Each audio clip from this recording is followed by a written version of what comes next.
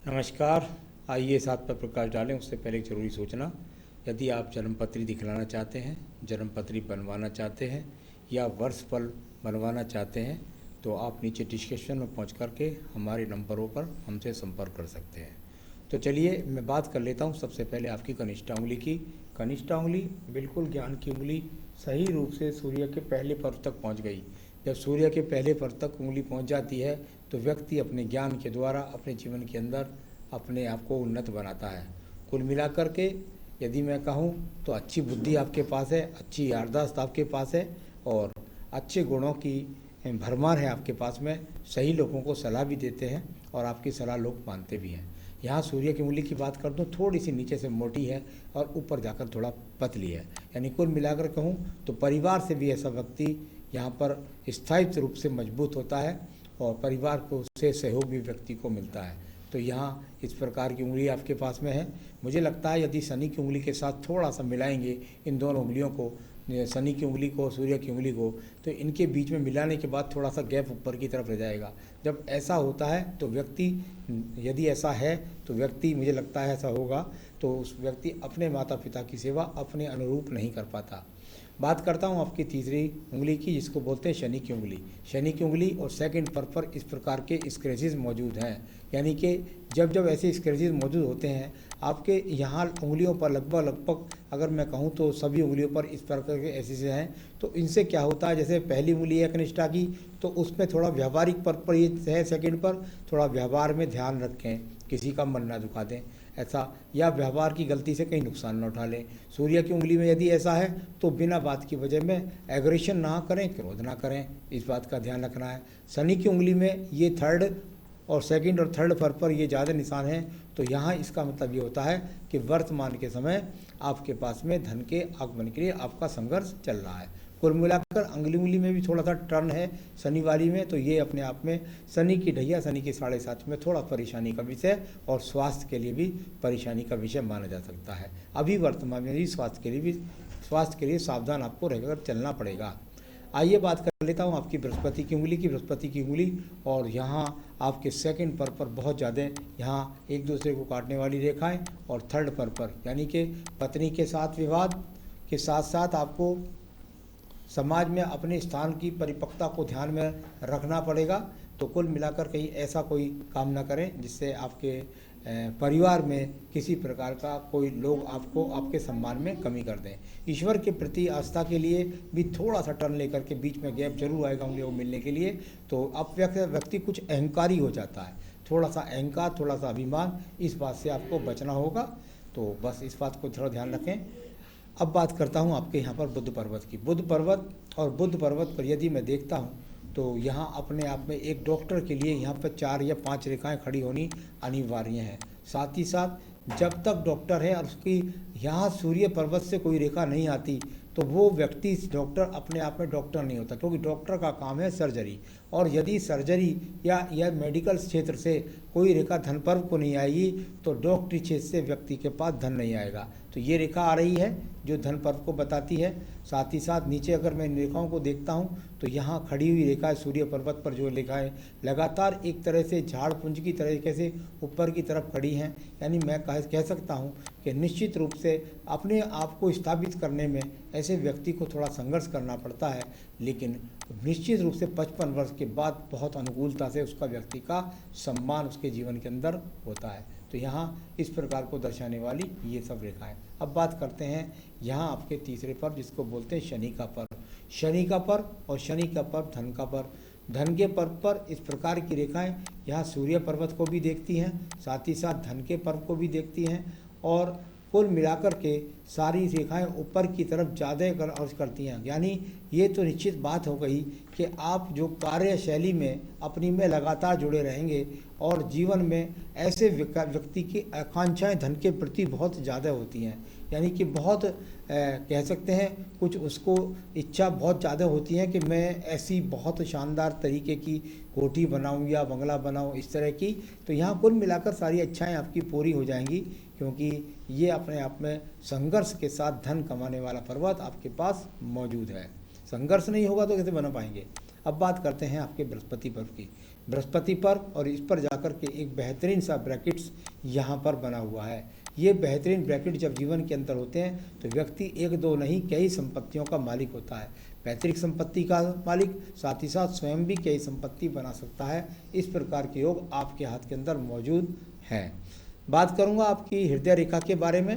हृदय रेखा, और यहाँ हृदय रेखा जिस समय आपकी उम्र 42 से 43 में वर्ष चल रही है उस समय पर काफ़ी पीड़ित है आपकी हृदय रेखा। जब इस प्रकार की हृदय रेखा यहाँ इतनी पीड़ित होती है तो व्यक्ति के जीवन के अंतर्गत अपने स्वास्थ्य के साथ साथ आपको पत्नी के स्वास्थ्य का ध्यान इस समय पर बहुत रखना पड़ेगा। साथ ही साथ पत्नी के साथ वैचारिक मतभेदों को भी यहाँ पर आपको ध्यान रखना पड़ेगा।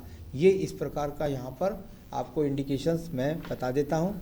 तो थोड़ा सा यहाँ एक नक्षत्र बन गया है हल्का सा, एक यहाँ क्रॉस का चिन्ह, तो ये अपने आप में थोड़ा सा पत्नी के साथ वैचारिक मतभेदों को एक एक्स का चिन्ह ऊपर, तो ये थोड़ा ध्यान रखना पड़ेगा। तो चलिए, ये मैंने आपको यहाँ बताया आपके स्वास्थ्य का और अपनी पत्नी का। अभी वर्तमान में वो दशाएं बन रही हैं तो ज़रा ध्यान रखिएगा। बात कर लेते हैं आपके मंगल पर्व की। मंगल पर्व से निकलने वाली सहायक रेखाएं अवश्य होनी चाहिए।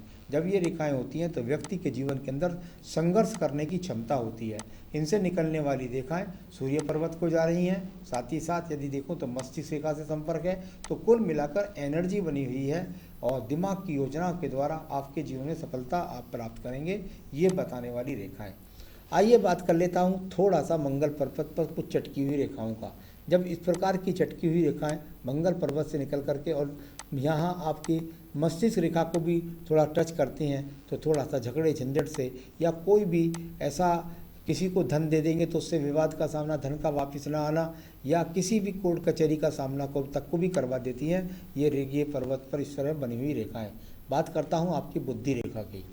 बुद्धि रेखा और अनुकूलता के साथ में जाकर के इसने बिल्कुल मंगल पर्व से संबंध बनाया है। तो वही मैंने बताया कि ऐसे व्यक्ति की जब इस तरह की रेखा होती है, मुझे तो पता है आप डॉक्टर हैं, अगर इस तरह की रेखाएं होती हैं तो व्यक्ति मंगल क्षेत्र, पुलिस से, मिलिट्री से, ज़मीन से, इस तरह की रेखा क्षेत्र से या फिर सीधा सीधा डॉक्टरी के क्षेत्र से, या आप कह सकते हैं कि जज, वकील, इस तरह के लोगों के हाथ के अंदर वो रेखाएं जो मिलती हैं वो आपके अंदर, ये आपकी मस्तिष्क रेखा है।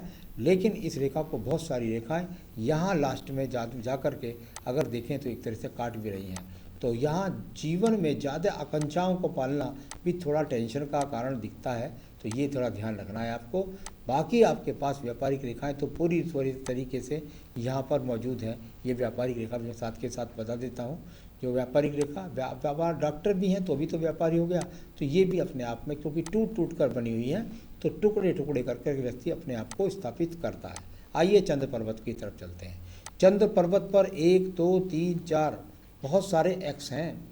जब इस प्रकार के एक्स मिलें तो ये वर्तमान की स्थिति के लिए बहुत दर्शाते हैं। अपने स्वास्थ्य का विशेष रूप से ध्यान रखिएगा।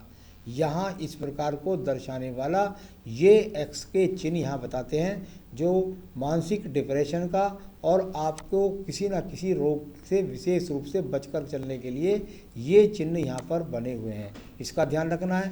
केतु पर्वत पर बने हुए हैं। कोई भक्ति नहीं करता व्यक्ति, कुल मिलाकर के अगर मैं कहूँ तो थोड़ा सा शरीर के प्रति सावधानी को भी दर्शाने वाली ये रेखाएँ हैं। तो चलिए, मैंने आपकी चंद्र पर्वत की रेखाओं को बताया, मंगल को बताया, बुद्धि रेखा को बताया, व्यापारिक रेखा को भी ठीक बताया। अब मैं बात कर लेता हूँ यहाँ पर आपके जाकर के सीधा सीधा बात करूँगा तो ये आपकी भाग्य रेखा है। ये भाग्य रेखा और यहाँ से जाकर के इस भाग्य रेखा में एक इधर चली गई, एक भाग्य रेखा यहाँ जाकर के इधर थोड़ा सा मुड़ गई। तो कुल मिलाकर के यहाँ इस तरीके से ये एक एक्स का चिन्ह भी यहाँ पर बन गया। तो ये थोड़ा सा कभी कभी स्थान परिवर्तन के लिए भी माना जाता है। जब आपकी चंद्र पर्वत से रेखा निकल कर के चले तो व्यक्ति दूर स्थानों से जुड़ करके संबंध बना करके अपने भविष्य को निर्माण करता है।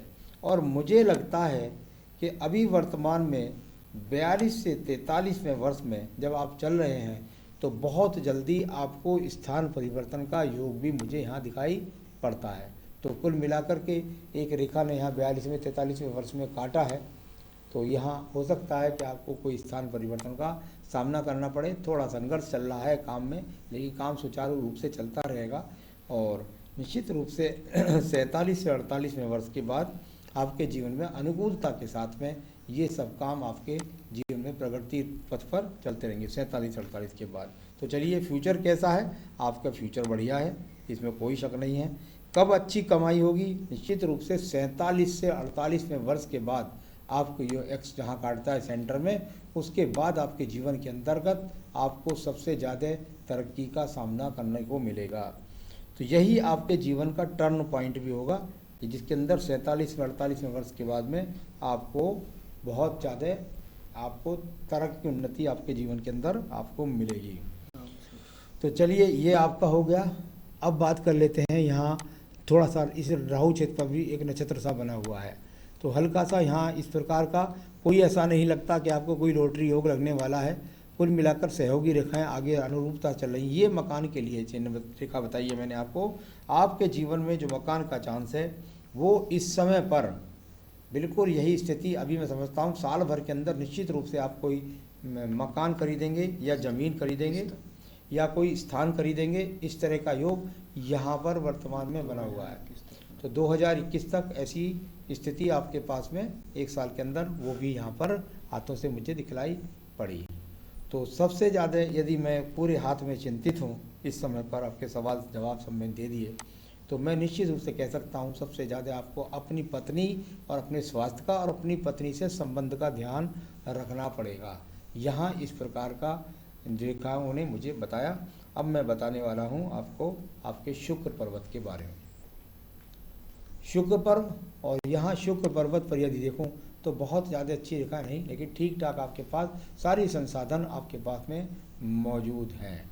आपके हाथ से संतान रेखाएं, यहाँ पर संतान सहयोग रेखाएं नहीं नज़र आ रही हैं, ये पत्नी के हाथ से ज़्यादा नज़र आती हैं। तो कुल मिलाकर आपका बृहस्पति अनुकूल है तो संतान का सहयोग आपको मिल जाएगा। बुध पर्वत अनुकूल है तो संतान का सहयोग आपको मिल जाएगा।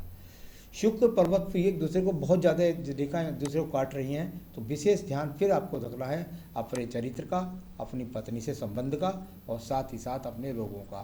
तो ये आपको विशेष रूप से यहाँ ध्यान करने वाले पर्वत ने भी बताया और ऊपर रेखाओं ने भी बताया।